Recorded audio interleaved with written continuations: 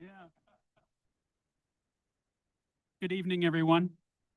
If you would please stand and join me in the pledge.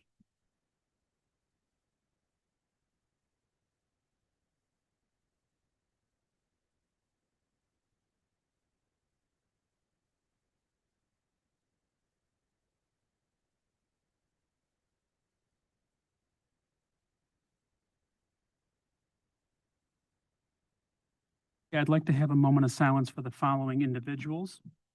Andrew Bond, a graduate of the North Syracuse Central School District. Carmel Bison, a retiree of the North Syracuse Central School District. Jane Myers, a graduate of the North Syracuse Central School District. Valerie Ackerman, a graduate of the North Syracuse Central School District. Patricia Lamonte, a graduate of the North Syracuse Central School District. Donald Jacobson, a graduate of the North Syracuse Central School District, and Amy Good, a retiree of the North Syracuse Central School.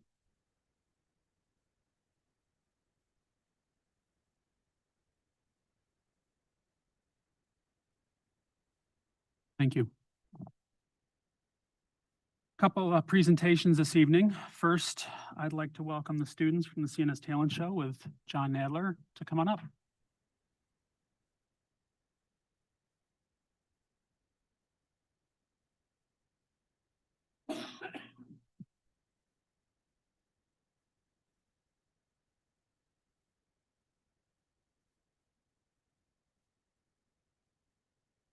Hello. Uh, I know, set this up a while ago. Just irony for you there. Anyway, I have with me Kendra and Meg and Don and Riley. Riley's performing Friday night. He's going to sing a great song, and the other three are seniors from 4D.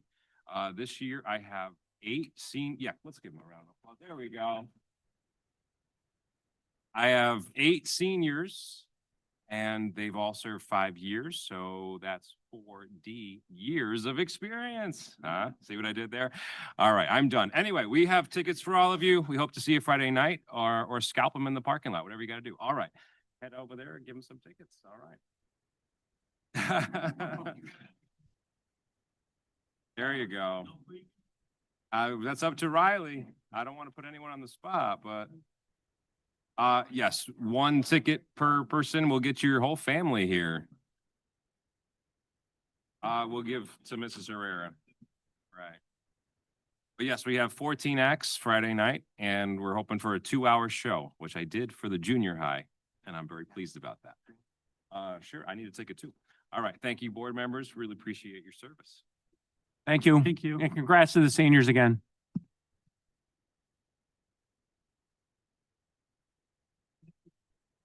It is. Okay, next we have a proclamation. Throughout history, teaching assistants and teacher aides have had an impact on the district's students and community. They work for the well-being, welfare, and future of our children. This awesome responsibility is accepted with commitment, dedication, and even love. Because of the complexity and diversity of their role, they must be flexible, resourceful, positive, and patient.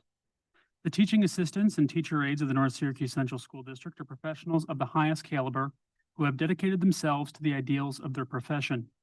Students, parents, administrators, and community members recognize, applaud, and appreciate their efforts to ensure students receive a quality education.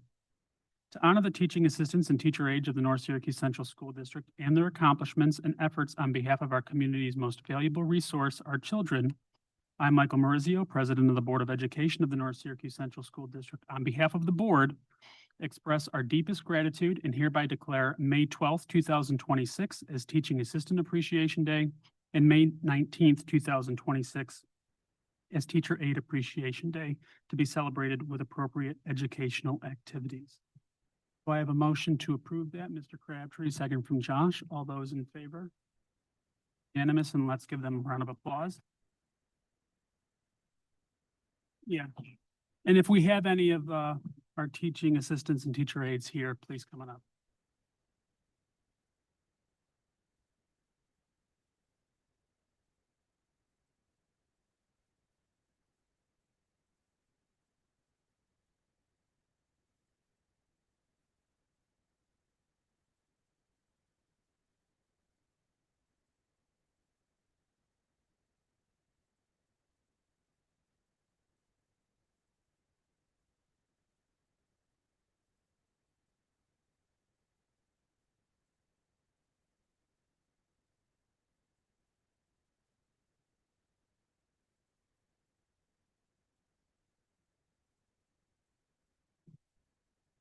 All right, next we have our North Syracuse Education Foundation Grant Award presentation. I'd like to welcome up Jen Murphy and Carolyn Gross. Oh, and Nat, you're here. And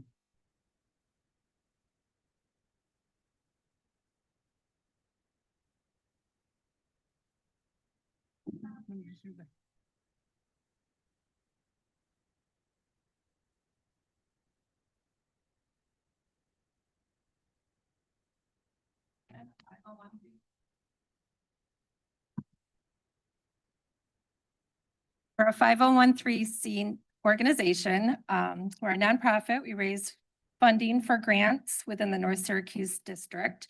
We give grants to teachers in grades pre-K all the way up to 12.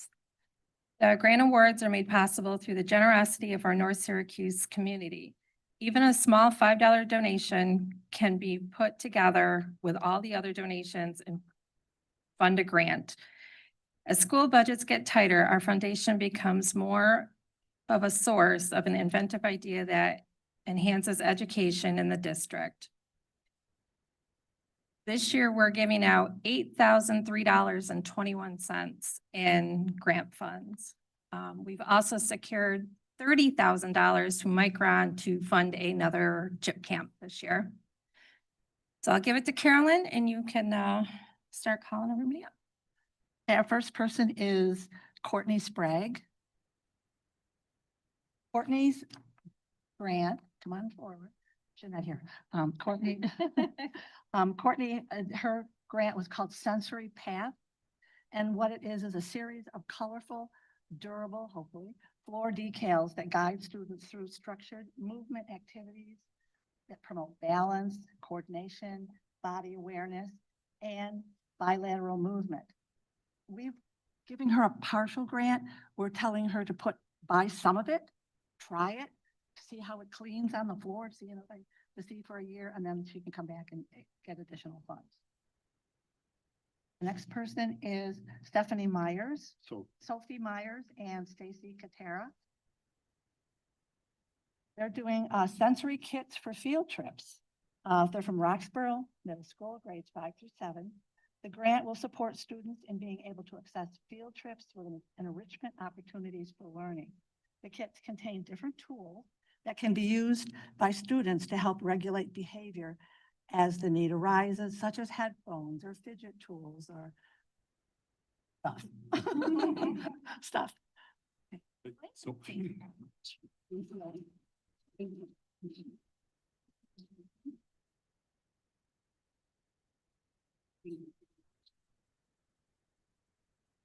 Next person is Mary Ann.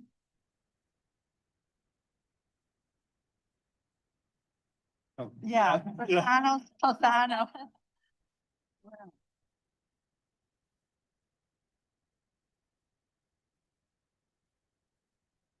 There we go.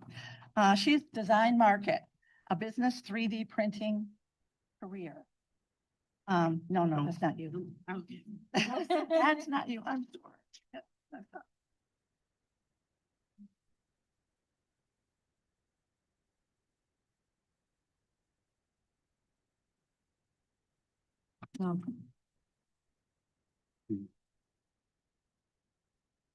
I'm sorry. Okay. I'm not so sorry.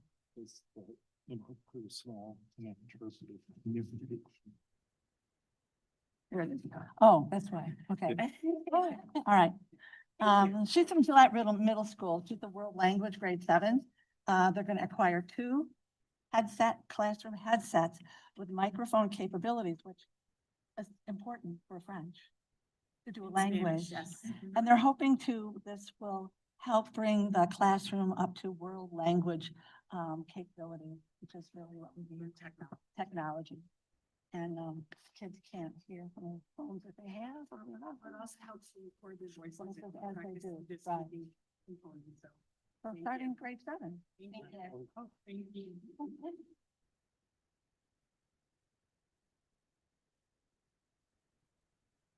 Next is Carla Donahue.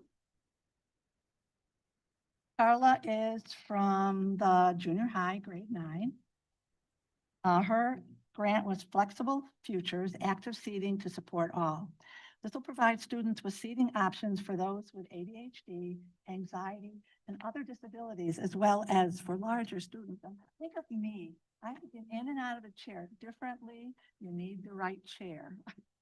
Okay, that's her grant.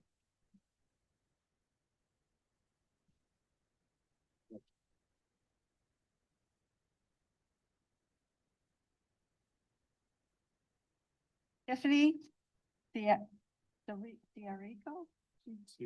Eureka, glad I got it. And Erin Gross, who's now not here, able to attend this evening. Her program, her grant was designed to market a business and 3D printing career. And what they're doing is she teaches introduction to marketing, and my Erin teaches CT technology, education, design, and drawing production. And those courses will participate in an interdisciplinary project based on learning experience that connects business education and technology education. And they'll use a 3D printing machine, and they'll develop the product that the business students come up with. And then the grant will mirror how products are actually designed, manufactured, marketed, and sold. Great. Thank you so much. Thank you. Thank you so much. Thank you.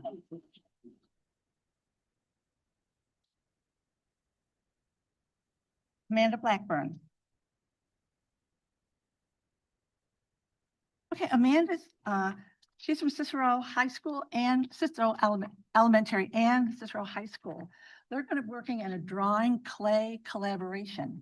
The grade 3 and then grades 10, 11, and 12. The Cicero students will listen to a story, and that's 3rd grade, and they're going to create a 2-dimensional creature. And then the high school students are going to go back and create a clay sculpture in 3-dimensional form, and then the students will be able to have that clay form when they're done. Okay. Okay, Emily Papaglia. Aglia? She's not. Banding High School Classroom Library. She's from CNS grades 10, 11, and 12, language arts. They're to foster a positive reading culture in the classroom. This grant will update and expand the classroom library and current high-level novels that engage students in grades 10 through 12. Having a granddaughter in grade 12, I know that's important. Jane Broughton.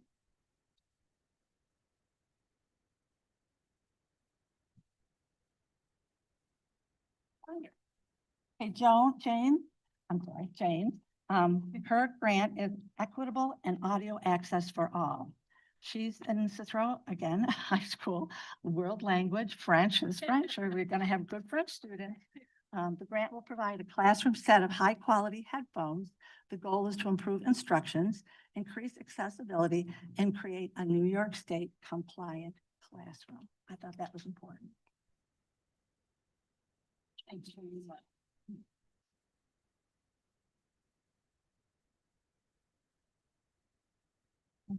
I think these might like that. Okay, Jessica Keen. Yep. Jessica is also from the high school, grade, middle school now? Oh, you're not, all right, I'm sorry. We'll switch, 7 through 12 though, right? Yeah. Okay. Students will develop, hers is called Living the Language French Culture, different grant too. Students will develop stronger communication skills using French to follow game instructions and respond to directions and interact with peers during gameplay. So, Darwin. Yeah. Thank you. Yeah. Yeah. Oh, here we go. John Nadler. John Nadler is from the high school, grades 8 through 12, performing arts. We heard from him earlier. We're going to purchase for that group a full stereo digital mixing console. Students can explore music, podcasting, sound design, and media creation with this instrument, console. And an in-school recording studio provides multidisciplinary learning environments that support student engagement, creativity, and real-world skill environment development.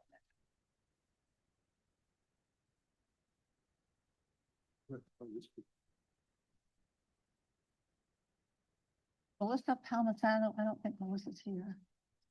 Okay, Melissa Palmisano, she's, high school, grade 10. Hers is called Bringing Literature to Life.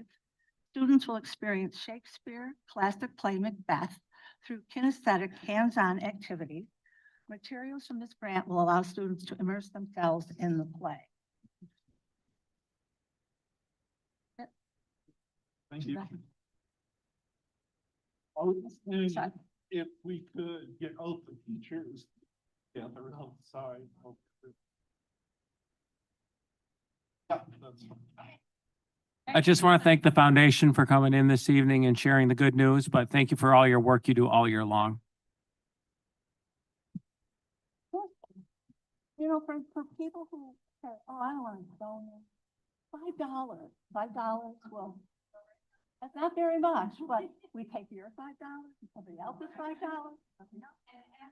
It adds up, it really does, thank you.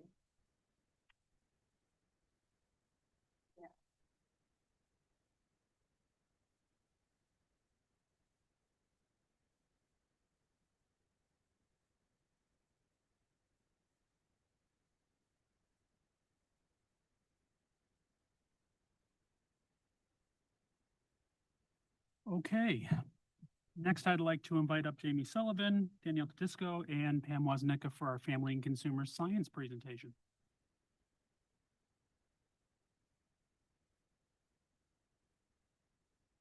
Good evening.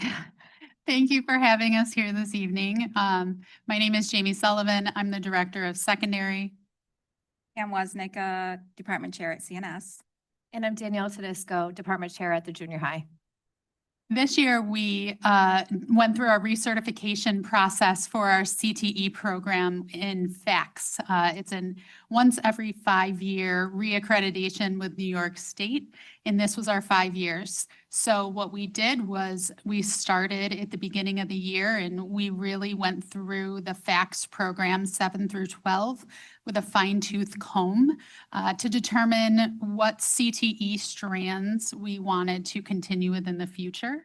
And you'll see this evening where we were and where we decided to go and why.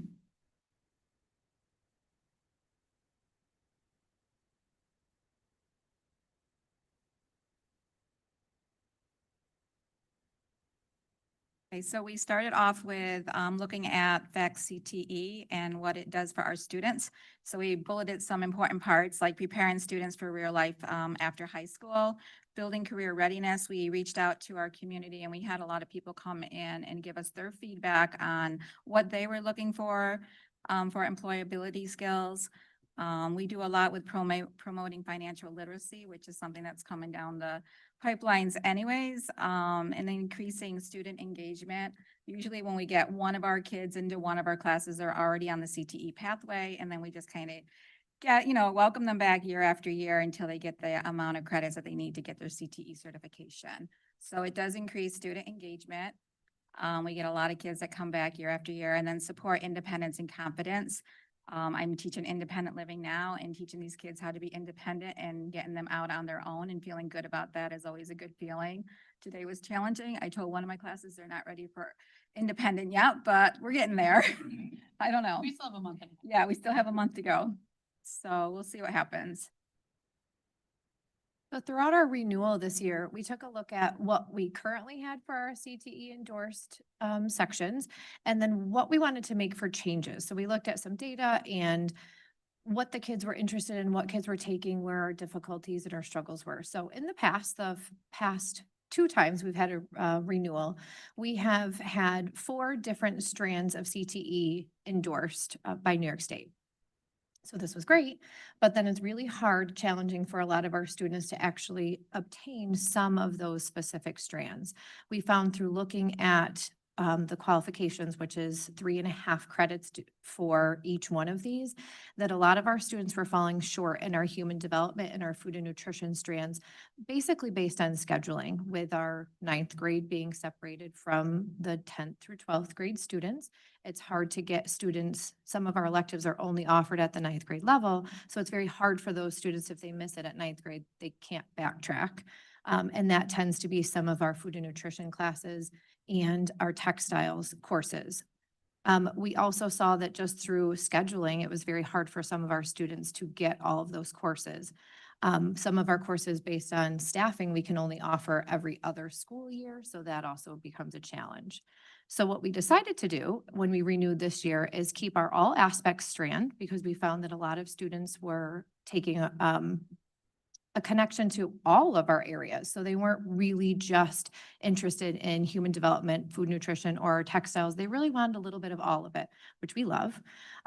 So we stuck with what our all aspects strand, and we also stuck with our human development strand, because we found that a lot of our students were wanting to take the assessments at the end in our human development. We have a lot of students coming through our program that want to work in hospitals, in teaching fields, in school psychology, you know, amongst others. So those were our 2 strands that we really thought we wanted to strengthen. We looked at our data from the past few years, and you guys will see in another slide, like our data over time. And we really saw that in these past 2 years for our textiles and our food nutrition stands, we weren't having enough students that would get their endorsement. So instead of having no students get endorsements in that, we'd rather strengthen our others. And so we can put all of our focus onto one. The other thing that we saw as we went through is we know that as FACS teachers, we can support Portrait of a Graduate. Our students are doing the things that New York State wants us to do in our FACS classes, not only in our 7th and 8th grade level, but definitely in our independent living course that we offer currently just at CNS. We had made and talked about plans for allowing independent living to be offered at the 9th grade level. We know that is not feasible for this year, but we hope maybe with the merge of those, that all students will be able to have access to the independent living. When we compared what our independent living course, which is these bullets here, currently offers, these are the standards for them, and then look at what the personal finance recommendation from the state is, they want budgeting. They want to know that we're teaching kids how to earn income, risk management, saving and investing, and that is all part of the curriculum that already exists within independent living. So we're very excited to be able to participate with Portrait of a Graduate. And then along with our CTE renewal, we always have to offer some college opportunities. So right now we offer through SUNY Cayuga Foundations in College. That one, there's no fee for. Once the student's in that, they are in a college course and they pass it, they do great. And then the other 2 that we offer, SUNY Oneonta, we have I do articulation with them for clothing production and interior design studio. That one, we currently have some students in now through clothing production. And there is a small fee for that. It's $150 for the students, but you guys know how much college courses cost. So it's, I mean, that could just be the textbook alone. So it's nice to see the students take an opportunity for that. Along with a lot of our other courses at CNS, we do offer a lot of college credit opportunities for them. So here is our data from the last 4 years. The first year, well, in 2021-22, we had 6 students obtain their CTE through FACS, 22-23, 15, 23-24, 24, and 24 students. In 24-25, we had 12 students. We are noticing we need to take better accountability with the number of students that we get into our elective classes. The FACS department, we are very popular at the high school. Our classes are full. There's usually kids dying to get into those courses. But what can we do as the adults managing the program to ensure that we get more students through the CTE program? And we need to be accountable for our data, and we need to really track that.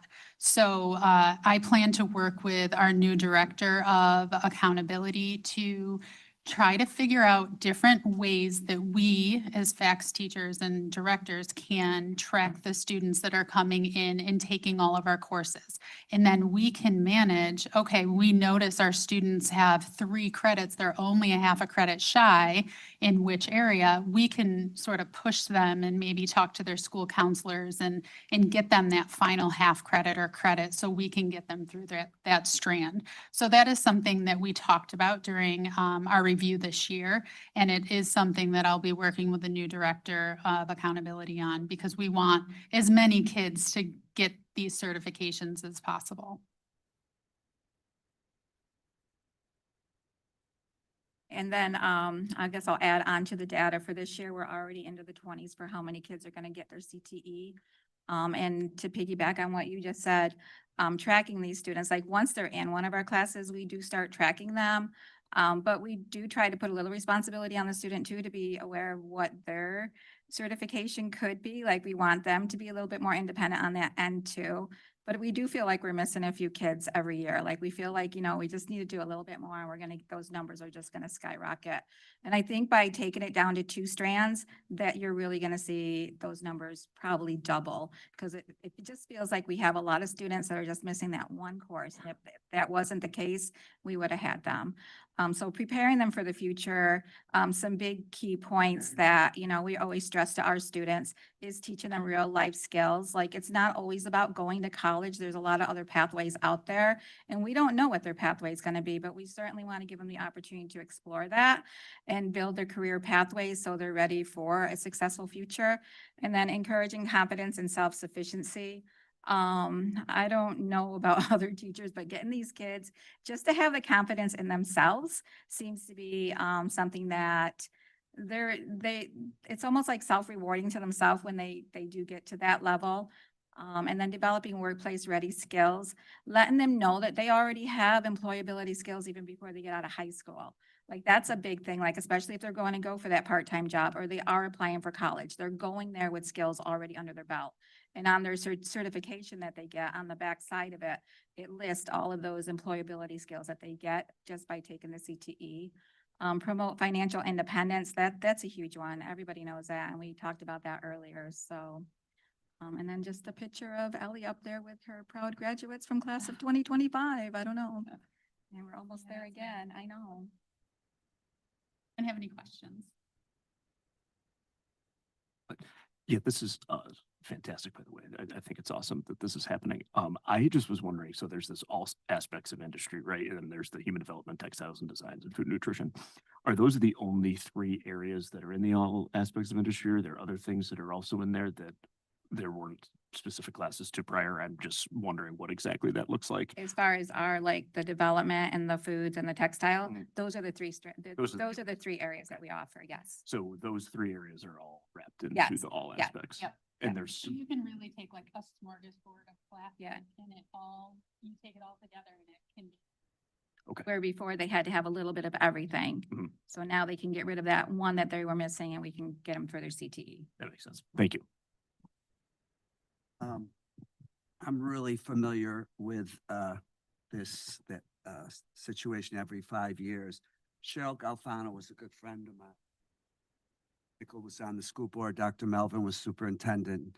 She really did the work for this, the foundation. God bless her. Not with us anymore, but she worked so hard with the whole department to bring what you people have. Also, I want to thank John Rice. He was part of this program. He was the director. He was your leader for many years. And Jamie, you're going to do a phenomenal job. Paul and I both had the opportunity to be on this committee. I've had the opportunity at BOCES because we have so many CTE programs. We also have a CT program here in the district with the business department. So I would say to any of the school board members, when this comes up again, I don't know when the business one comes up, Paul, was a great experience, right? Am I correct? Paul did the spring and I did the fall. So thank you for everything that you do. I am concerned about the numbers, but I am quite aware of the reasoning behind it. Scheduling is very difficult, as Jamie knows, at the high school. And, but your classes I know are jammed. And it just needs to get more kids into the sequence of classes. So thank you for everything you do. What else? Thank you very much. Thank you. Thank you.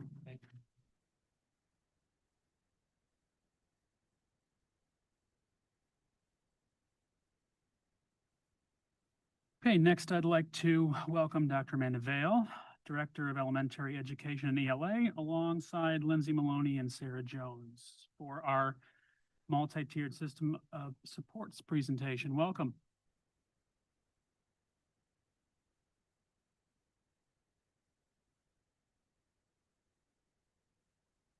Good evening. Thank you for having us here tonight. We're excited to be presenting on multi-tiered systems of support here in North Syracuse.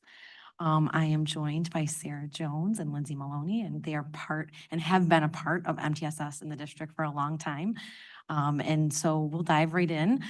Tonight we will be going over, let's see. Pardon me? Doing the down arrow.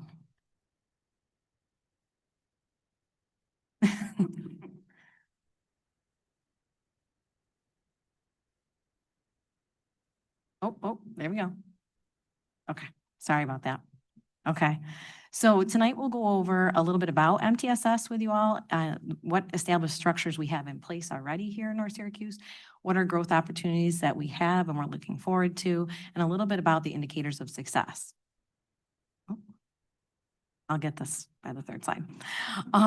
So as you see, oftentimes when MTSS is talked about, you'll see it represented by a pyramid. And I want to just point out the 3 tiers, and I'll talk a little more about that. But this slide, I want to point out that the social emotional learning and academic learning are on either side of the pyramid. And that is very intentional, and that both are very much equally important, and that MTSS is really trying to meet the needs of all students and the whole child. So it's just a really important thing to point out. The other thing that comes up often is, where does special education fit into MTSS? And so sometimes you'll see a pyramid where it's a 4th tier or it's off to its own. In some of our shared learning that we engaged in recently, we really appreciated that it was listed this way on every tier, because really MTSS is a general education initiative and all of our students are general education students. So even if they have an IEP, they're going to have access to all 3 tiers of instruction and intervention. So that's a really important thing to point out. The other piece I would like to point out is that our special education rate right now, our rate of identification is about 20%. And the average is more like closer to 13 to 15% across New York State. So we are looking forward to the possibility of, when you have a really strong MTSS system in place, you oftentimes see a decrease in that identification rate because we're meeting the needs through our existing general education system. So that's really a celebration when that happens. Our MTSS committee that is represented by teachers and administrators K-12 in the district. It's been going on for many years in the district. They have engaged in lots of shared learning and have identified a definition for each tier. So that bottom tier really meets the needs of all learners. So we're guaranteeing that we are giving high quality evidence-based instruction to all learners. Across the board. Tier 2 is when students aren't progressing and making enough growth with those standards and that curriculum. We provide targeted intervention for those students. And then tier 3 is when it's at a point where a student may be performing a few years below grade level. There's a lot of urgency around that, and we are intervening at that level. Our district has some amazing structures in place that we can build upon to support the MTSS framework. So it doesn't have to be a whole new committee, a whole new thing. It truly exists in the work that we already have in place here in the district. So at that tier 1 level, we have you've heard our presentations from the Guiding Coalition BPTs. They're making sure that everything is in place for all learners across the building, as well as our CTMs, collaborative team meetings. That's really at a grade level where they're doing that work. And then all of our district committee curriculum work that we do is ensuring that all students have access to high levels of learning. At the tier 2 level, we have our CTMs. They continue to focus on kids who are struggling and plan for them, as well as our school support team, which we're in our first year of implementation fully across the board with the SSTs.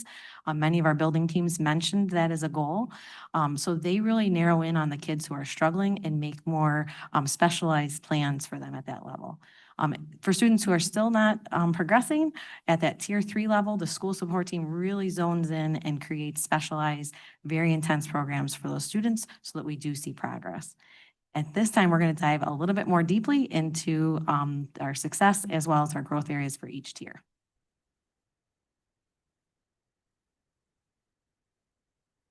So at our tier 1, these are the things that we currently have established within the district. So we have norms for our collaborative team meetings, or our CTMs. So we have an established set of expectations for our CTMs around collaboration, tier 1 curriculum, data, assessment. We also have our building guiding coalitions, or BPTs. Some buildings within the district have a guiding coalition and a BPT. Some buildings merged the two together. Either way, they function the same way. They're a leadership team focused on instructional practice, assessment, and data. So those guiding coalitions and BPTs are really leading the work around the CTMs, ensuring consistency with the collaboration and on student outcomes. We also, what we have established is a K-12 universal screener. This provides all students the opportunity to be assessed at multiple times throughout the year. And that way we can use that data to help with instructional decisions and to make sure that we're intervening on a timely manner. That's one data set that we use, but it is something that we do offer to all students. The other thing we have established is high quality research-based ELA and math curriculum. ELA is UPK through 8 and math is UPK through 7. This ensures that all of our students have access to a guaranteed and viable curriculum that is rigorous and standards-based. And then lastly, we have ADAPEP lessons that focus on our SEL skills K through 8. This is explicit instruction for students around those social emotional skills such as self-management, relationship skills, and things like that. So our areas of growth, or our focus areas, these are things we've been working on and we will continue to work on. We're working on creating consistent agendas and focus within our CTMs and guiding coalitions. We did a lot of that work this year with the buildings.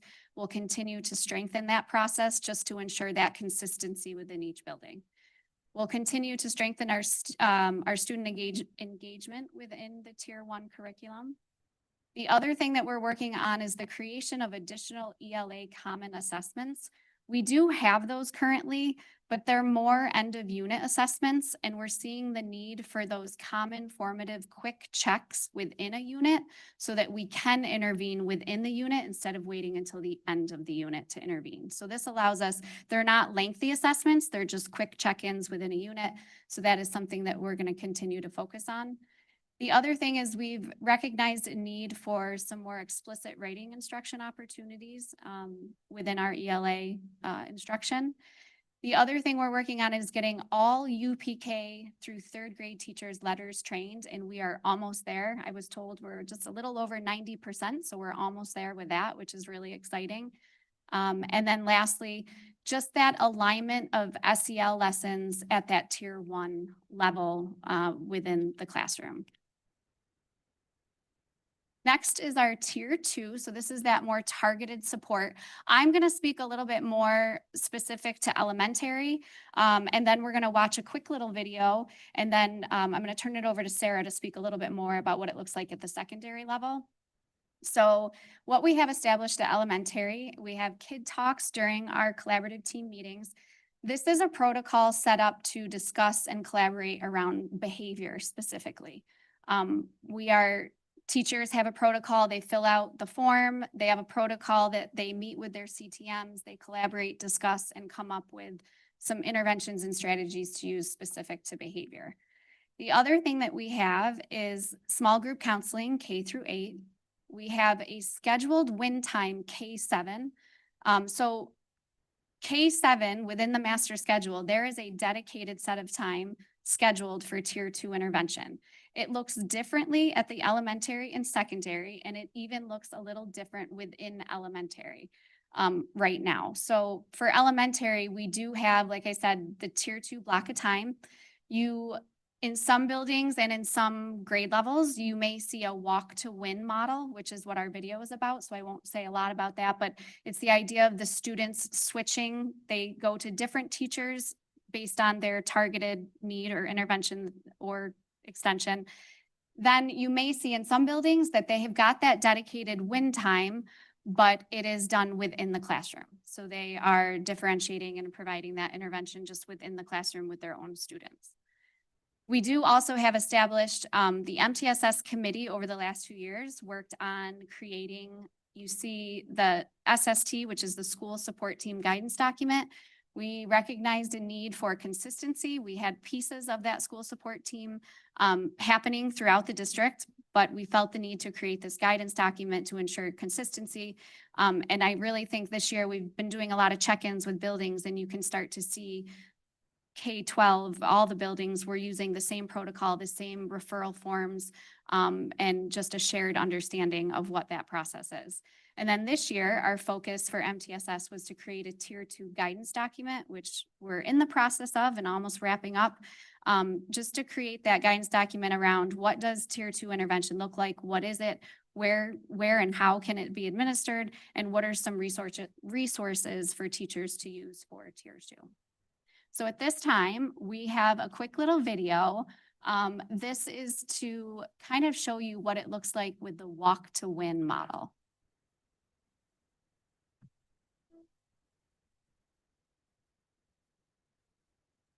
At Smith Road Elementary, our first stands for What I Need Now. This is more shift towards meeting every, propelling them forward to fill and prevent learning gaps. Student specific skills and standards, allow instruction that goes beyond the core tier 1 classroom experience.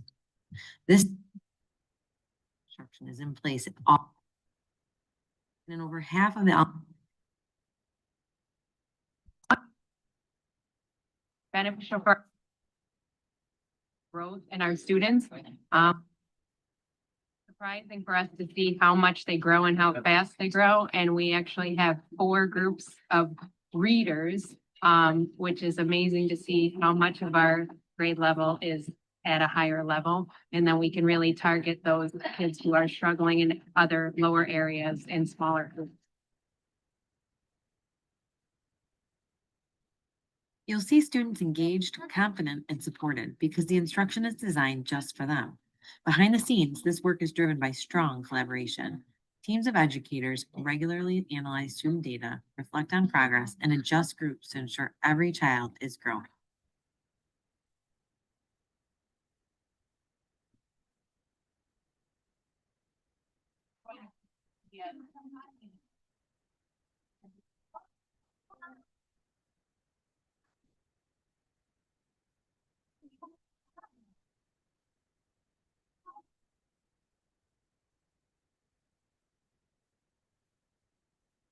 This tricky word. Good. Everyone say should.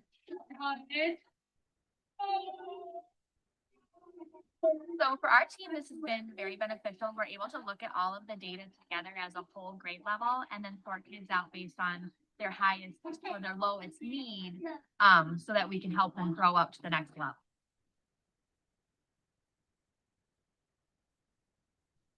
As we move to Roxborough Road Elementary, the same commitment continues across all grade levels K-4. Here you'll see 3rd and 4th grade students transitioning with purpose, ready to engage in instruction that is aligned to standards and individual student needs. So we've had a great opportunity this year to split kids up based on skill level, using the standards, and to give them what they need. The kids have been super excited about it. They look forward to working with all different teachers. After a couple of weeks, they'll say to us, is it time to switch groups yet? just to get that different experience and get that different expertise from different people.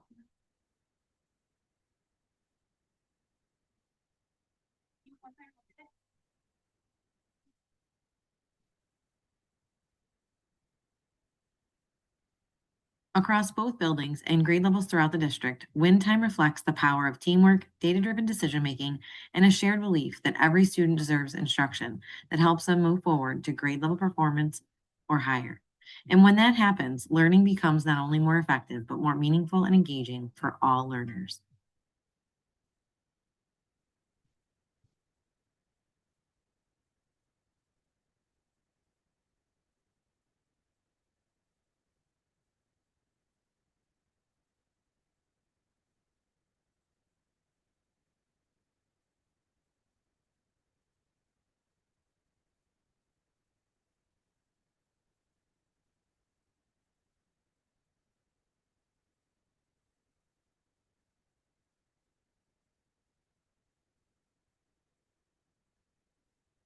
All right, we'll try this one instead. So what's really special about a Walk to Win model is really that it's developed by the collaborative team. So what that tells us is a team that's using a Walk to Win model really has a shared ownership over all of the students at the grade level. It's not my students and your students. It's these third graders belong to all of us, and we are all equally responsible for them mastering grade level standards. I'm going to talk to you about some of the growth areas that we've identified in Tier 2 specifically. So as Lindsay mentioned, we're working on wrapping up our Tier 2 guidance document with our MTSS committee.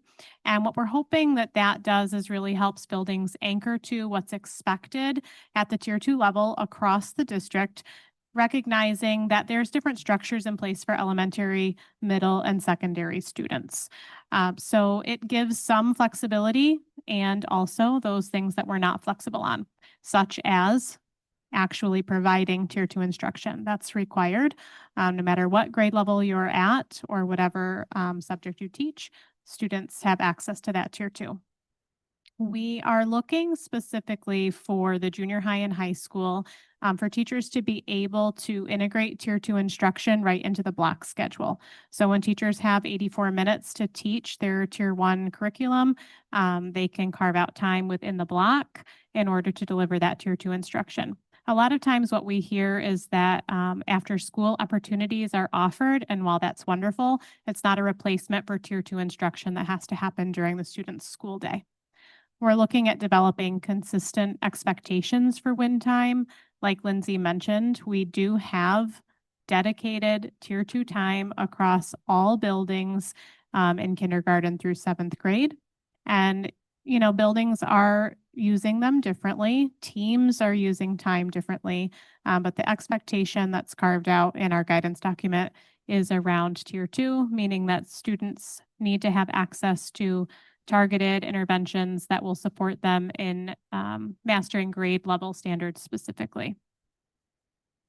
Some of the work that our teams are doing is around establishing the common formative assessments in order to identify what support students actually need and to identify when they're ready to move out of that level of support. So if a student is receiving support, they should be monitored on that. Once they've mastered the skill, then they can move back into an extension group or something else. They don't need to live in a Tier 2 intervention for the entire school year just because they were struggling on a concept early on. We're also looking at creating data-driven SEL interventions. We talked about our universal screener for academic skills. We also do use the BIMES, which I know you're familiar with. And so using that data to help us identify what interventions students need on the SEL side of the MTSS pyramid is really important to us right now. We have an established academic intervention bank. And so looking at some interventions that are available for counselors to use, for teachers to use with students working on the SEL part is a goal of ours as well. At the tier 3 level, we do have our intervention inventory, which was part of the work that we did with our SST handbook that we created last year.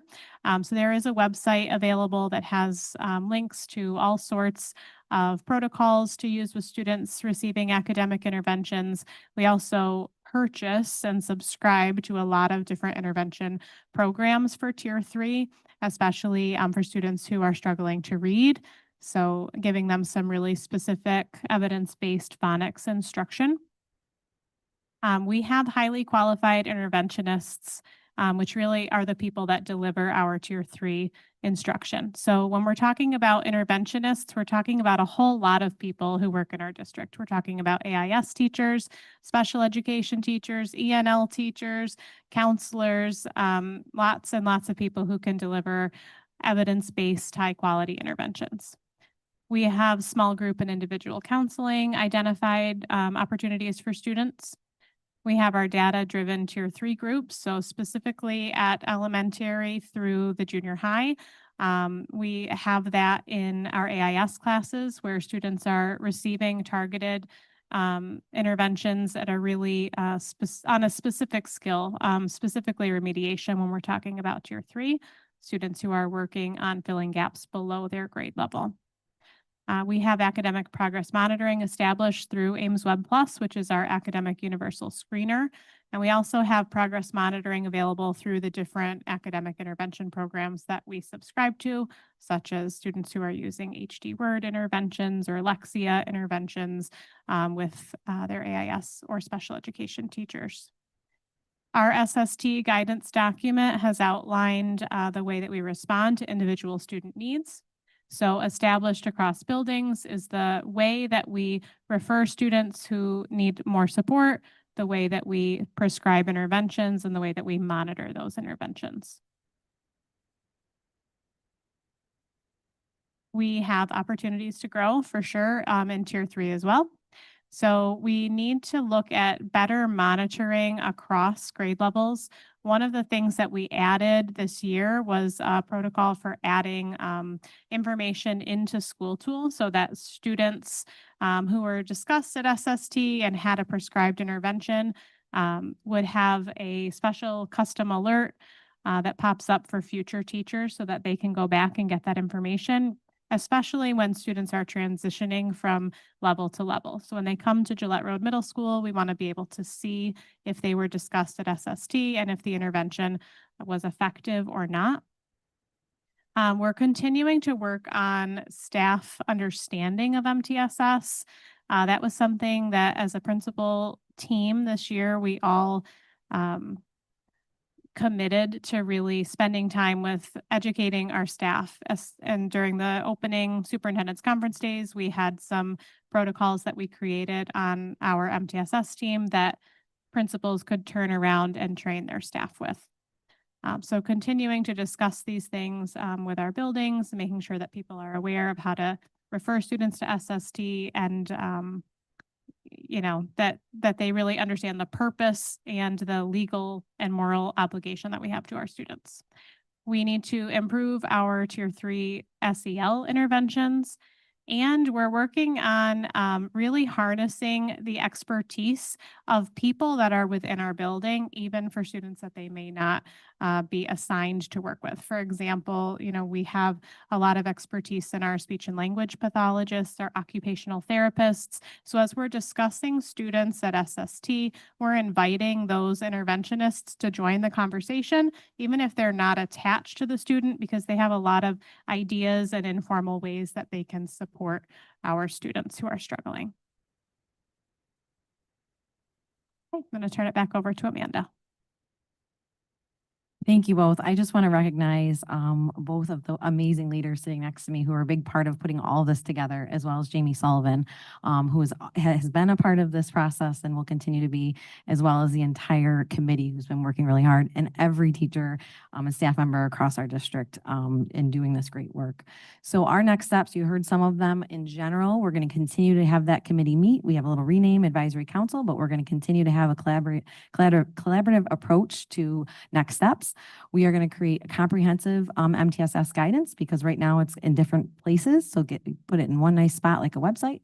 We're going to continue to leverage our record keeping system, provide ongoing training to staff, as well as educate families. We really want MTSS to be a term that is well known amongst our learning community. Really quick to wrap this up, we will know we are successful if we start to see an increase in ELA and math scores, specifically around growth. So when we compare ourselves to the growth at New York State on the ELA and math assessments, we're seeing the same or better with growth. We really want to see that consistently in the future. We will also see a reduction in discipline referrals and suspensions because we're meeting the students and meeting their needs.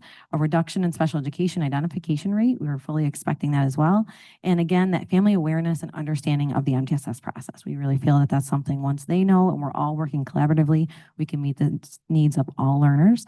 I apologize for the technical difficulties tonight, but we hope that you enjoyed seeing our kiddos in the classroom and you enjoyed our presentation. We're happy to answer any questions for you.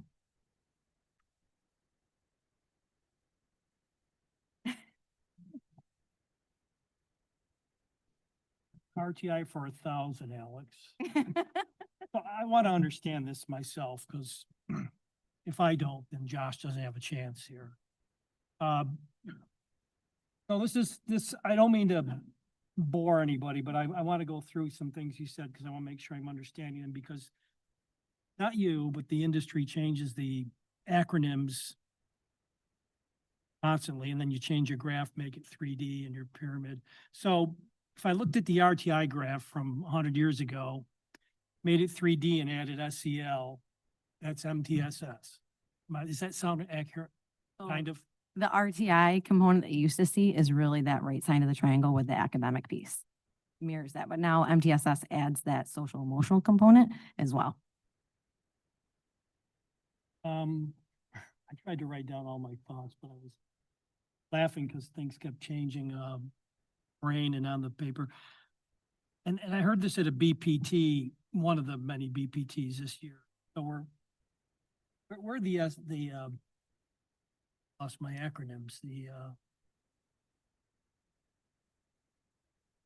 PLCs became CTMs? What, Yes. just a different name, or did they do something differently? And how does and I did this with BPTs and I forgot, I apologize. I'm old, I'm a volunteer, give me a break. Where does Guiding Coalition fit in to that, please? Yeah, How's it different? all really great questions. So No, they're not. Really. they're wonderful. So the PLC is the professional learning community, which really is our entire district. We work together to be professional learners in order to improve outcomes for our students. Within that large PLC exists smaller collaborative teams. So for example, at Gillette Road Middle School, we have a 5th grade ELA collaborative team, a 5th grade math collaborative team, a 7th grade world language collaborative team, and so on and so forth. People that share standards, share students, share their responsibility. So that's where the collaborative team meetings come into place. Guiding coalitions exist in the building and also at the district level, and that's to monitor student outcomes and progress. Are the things that we're doing working for our kids? So talked about elementary and it looks different at secondary. I realized where we have a weird configuration. But when we have a 5-7 building, they all considered secondary for the purpose of scheduling this. I know 5 and 6 are not secondary, but I'm going to take it because it's middle school, you know. Yeah, so there's a lot of challenges with the middle school configuration specifically. There's the answer to your question is yes and no. So yes, we operate on a secondary bell schedule due to the inclusion of 7th grade. But there's a lot of things that happen at the 5th and 6th grade level that really are more similar to the elementary level than our 7th grade staff are included in. So for example, students participate in ELA and math instruction every day in their schedule for 5th and 6th grade and on alternate days in 7th grade. So our teams work a little bit differently at 5th and 6th grade. For the purpose of what we presented to you today, middle school is kind of its own beast. We have a tier 2 block of time carved out, which is different than our secondary schools. but it doesn't look exactly the same as it does in our K-4 buildings. And that is by the nature of some of those bell schedule constraints that you mentioned with the configuration. My last question and a half, mentioned the high school, that's 12 in the blocks, and you're gonna carving out. Is that just a work in progress, a concept right now, or is? there Yeah, discussion so up there? when I was teaching 8th and 9th grade at the junior high school, this is really the way that we were able to function as far as getting additional supports for students. So as you can imagine, 14-year-olds don't sit for 80 minutes and get lecture style. So they're, yeah. So one of the ways that we can help secondary teachers leverage their time in order to make sure that they are both providing the tier 1 instruction, but also supporting students who need more in order to master those grade level standards is really about structuring their block with the absence of a separate time in the day, like our other schools have, our K-7 schools. They can do their direct instruction and then work in, opportunities where some students may be working independently, some may be using some technology for some supports, and others may be working directly with the teacher, all within that same content area block. I appreciate you taking the time to answer those. I look forward to a report next year on, and I'm putting everybody on the spot, but your next steps and your goals and how it worked out after the 20s. Because your lead-in statement, it struck me because this is really important to tie into our special ed numbers and about that. So thank you very much. And I have a question that I think actually does kind of talk about the special ed piece as well. So there on the tier 3 growth areas, there's access to informal improvement therapies, right? I assume that a good deal of that is happening at the private elementary level. I'm just wondering what that would look like. I mean, knowing that, of course, we have, people who have schedules and contracted hours and things like that. Is it like pulling a kid to the side in the middle of a block or like, oh, they're going out, they're going to lunch or something and like they get 5 minutes, and just if you can explain what that might look like and how that can fit into getting to folks out of the tier 3 system. Absolutely. And it really answers another question as well. If we do really intense interventions at the youngest levels, we should need less as they get older. So although we are obligated and we will give it to students as they get older, we should have less students in need. So there's that eventually reallocation of resources when, the need is in the right spot, that we can look forward to. But the creative piece that you mentioned is exactly the way we would do it, is when we have therapists and specialists who have just a little bit of extra time in their schedule, just a quick 5-minute pull aside, or if they can provide a practice opportunity that the teacher can do with the student, advice on the actual guiding coalition meetings of what are some activities that they could do to practice. So some really informal, quick little ways, because oftentimes, especially with speech, when they're in kindergarten, if we don't get the issue fixed, it will really impact their reading. But if we are able to intervene, it's a quick fix, and then they don't even need to qualify for speech later. Outside of an IEP, yes, exactly. Yep. And then obviously those who qualified would get their full amount. Yep. And then, yeah, thank you. I can't keep quiet about that. I have to respond to that question too. Partly because I'm very familiar with 5-minute speech, and that is a different way of doing speech services. And there's definitely lots of research out there that says it is way more effective if you have an R or an S or something like that, and you're working with a speech therapist 5 minutes in the hallway and going back versus one time 30 minutes every other day type of thing. So that's something that we have to get our families to understand. It's something we have to get our speech pathologists to give them permission to provide that delivery service model, because frankly, we haven't given them permission to do that as a district. So that's something that we're going to be working on. Anyone else? Thank you very much. I know it's a massive undertaking, so thank you for all the work. And Thank you all.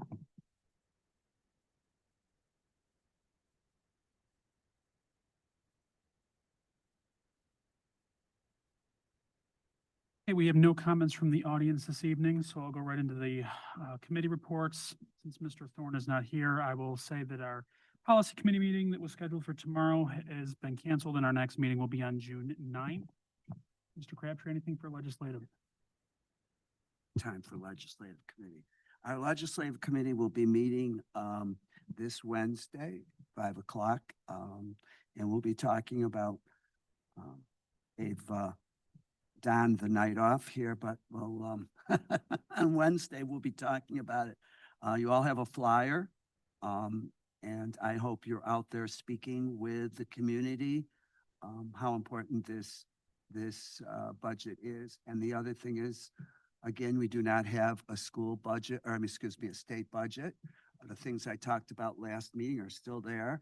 They got another extender. And I don't think it's going to happen to middle or hey, it's a very difficult session. So.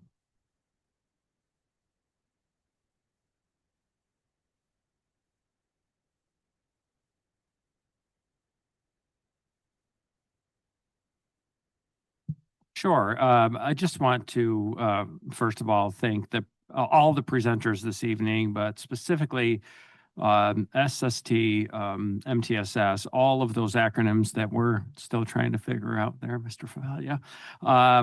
That's really what's going to move our district forward. It really is. That is the key. And so putting a lot of investments into those processes is something that we're going to continue to do as a district. So thank you all for your work on that. The other, just two other things. One, I got a chance to attend something for the first time, and that was the Cicero Plank Road Chamber of Commerce Student Awards Dinner. I just wanted to give a shout out, first of all, to our union and David Babican for emceeing that lovely event that evening. Bridget, I was going to recognize her, but she snuck out the door.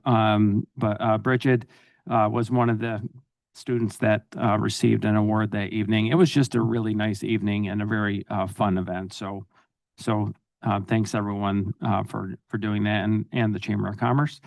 And then lastly, I have something I want to share with you. You may have caught this yourselves, but oftentimes people say things to me outside of the school district, and I'll use the term kids these days.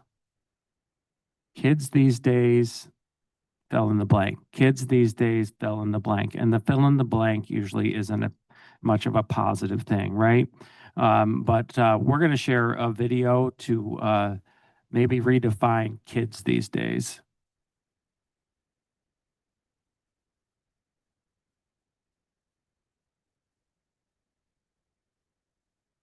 Lindsey Peters says this game is about way more than wins and losses.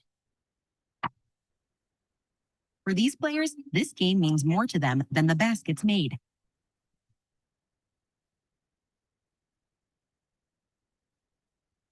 It's about being part of a team, no matter your ability.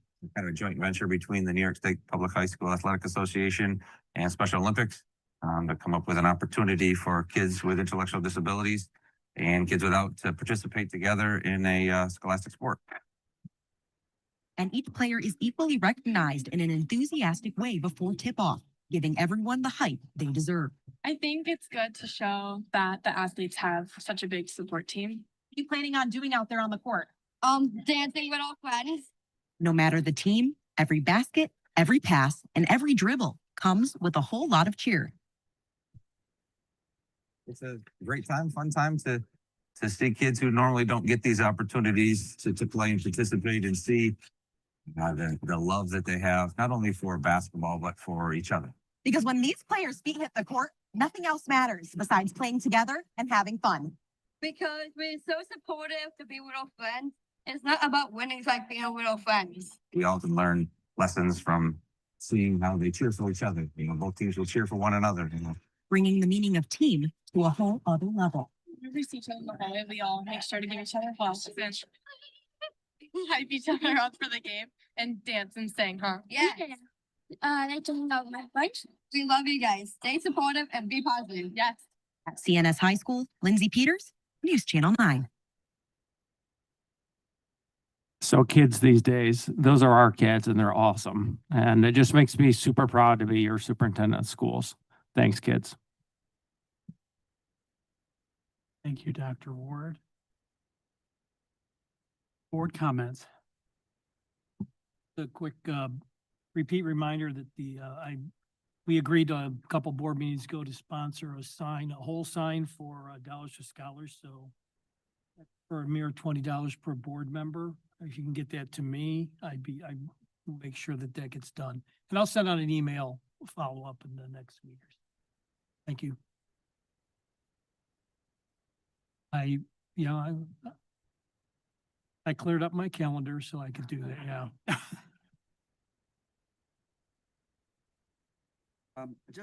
Just a few things. And this goes to the executive committee. I think the executive committee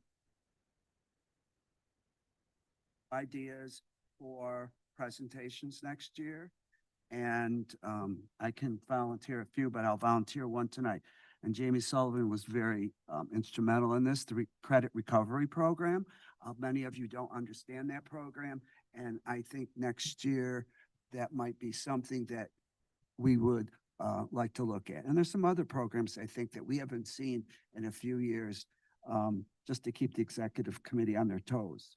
I had the privilege to be at CNS the other day, Thursday, for the adulting class. Again, Jamie Sullivan was instrumental in starting this class, and it's a former student. She started with one class, and now she has her whole schedule is adulting with a lot of students. It is a semester class, and they do all kinds of things that I can't do, like change a tire, do checkbooks, and they're learning how to be an adult and the things that we need to know as they go into life. And one of the things is to do a resume and to do, Dr. Barodi's gonna like this, and do a interview. And I got to pretend I was a principal and whatever. And I gotta tell you, there's 2 or 3 that should start next year now. They're amazing. They are doing so many things with kids in our community, and they truly want to be teachers. Love hearing that. I had a chance Saturday to go up to the university to see the sports playoff. I only was there for a little bit. Our junior high team, I don't understand any of these games. Our junior high team got defeated by Penfield. Well, Penfield is a big school district in Rochester, but our high school kids beat Auburn, and I don't know what happened the rest of the day. So we need to probably find out about that. I did go to visit some sports, and while I'm going there, I'm letting everybody know to vote on May 19th. I talked to a lot of parents. Tennis team, I got to go see a meet, which is right at the junior high. And Don, I also the other night when I was at the high school saw the new tennis courts with the sign that says North Stars Tennis. I think that's beautiful. That's better than any college. And those courts are beautiful. And they can't wait. I'm sure the girls will start next fall there. I did go to a girls lacrosse game against West Jenny. West Jenny is very good, and they beat us, but our girls team is doing really good. Our boys team is undefeated. I have not been to a game, but they play FM, I believe, tomorrow, and FM is undefeated. And that's it. Yeah, I just wanted to very quickly say, because I wasn't here at the last meeting, again, thank you to Don for getting the budget across the line to us. And I think every year since I've been on the board, we have had a late budget from the state, and you have had to give us a budget without knowing the exact numbers from the state for our aid. So thank you again for doing that. And hopefully one of these years we'll have an on-time budget from the state. Thank you. And just as a reminder, next Tuesday is our school budget hearing, as well as our next board meeting, which will be on a Tuesday rather than a Monday right after that public hearing. Student board members, Bridget had to sneak out early tonight. She's preparing for her AP exams tomorrow, so we'll give her a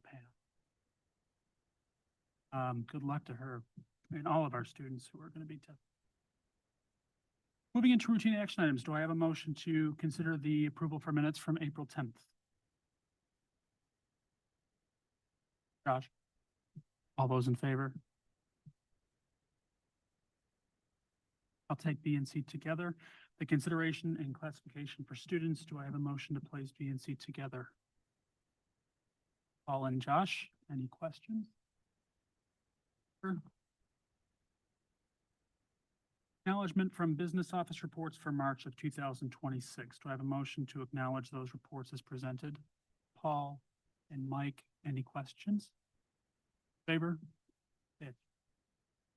Declaration of marketable and non-marketable surplus. Do I have a motion to place that before us? Josh and Paul, any questions on those? Two. Discussion action items. Request to nominate New York State School Boards Association Area 4 Director. Mr. Crabtree, would you like to, well, before we talk about it, do I have a motion to place that before us? Paul? Josh, okay. So, Peter was here last year, visited us, and Dr. Ward, you were here.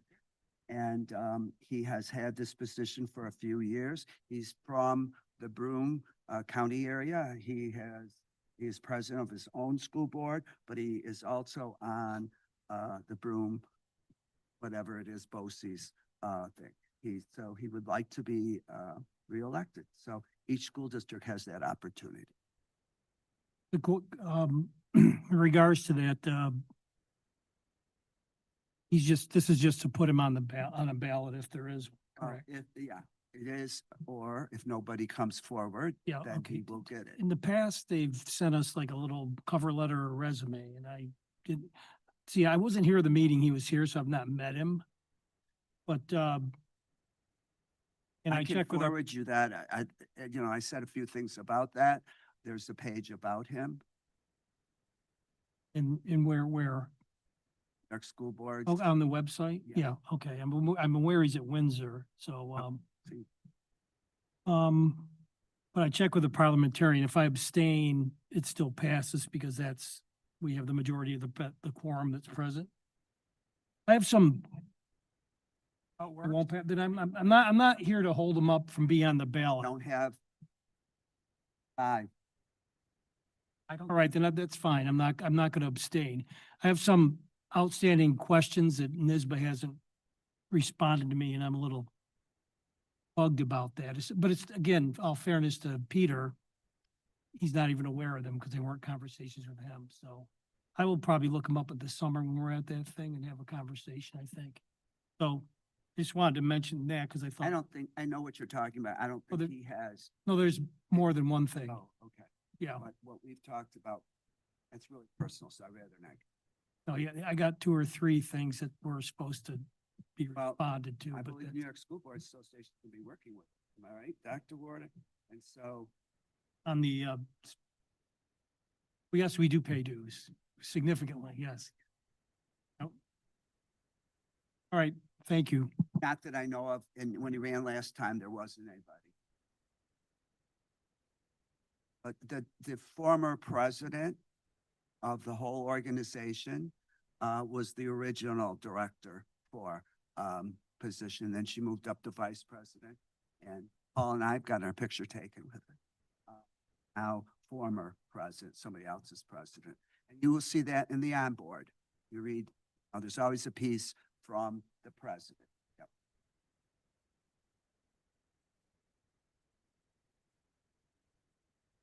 Roll call. Okay. Well, for a deadline? He's got a deadline of the June, he has to have 5 school districts in by July 30, the last business day in July. Okay. But we can do. I didn't mean for my discussion to hold up his nomination for the ballot, and anybody else can put a nomination in the next couple of months, so I'm fine voting for it now unless you think the other.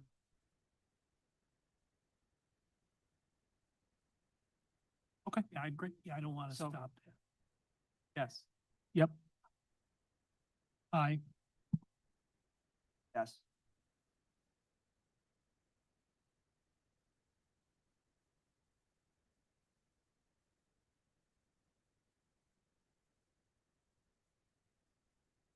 Much and thank you, Bob. For that.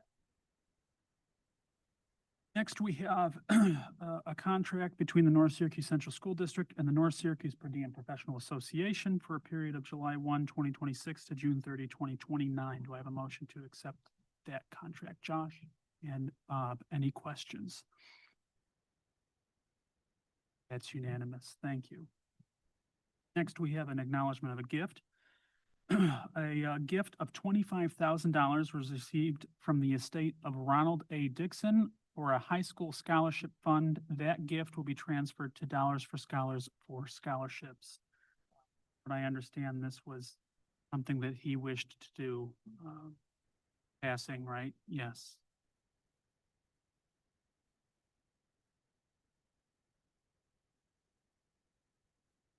Do I have a motion to accept with gratitude that gift, John? All those in favor? Resolution to create and abolish positions. One in secretary, one positions. Motion to place that before us. The second from Josh. Do we have any questions on those positions? All those in favor? Request for approval to open an extra classroom account. Third request for extra classrooms account creation. Do I have a motion to approve that request? Josh and Mike, any question? Those in favor? Policy that's been going on for discussion. This is our second reading and adoption. It's our AI policy. Do I have a motion to place that before us? The second. I think it was a mix of both. I think a little of both, actually. Do I have a second? Oh, okay. I will say with this, there's been a lot of going back and forth, and this is going to be a living policy as we guidelines on how to use this in education. And I will give a lot of credit to our students that are on the policy committee. They had a lot of great input that helped drive the discussion to getting to this where we are now. Just one thing to add. I said this in our policy committee meeting, but New York State says that in June, they're going to come out with their own guidance on the use of AI in our school districts. Sometimes they're late. So it's good that we're adopting this policy now.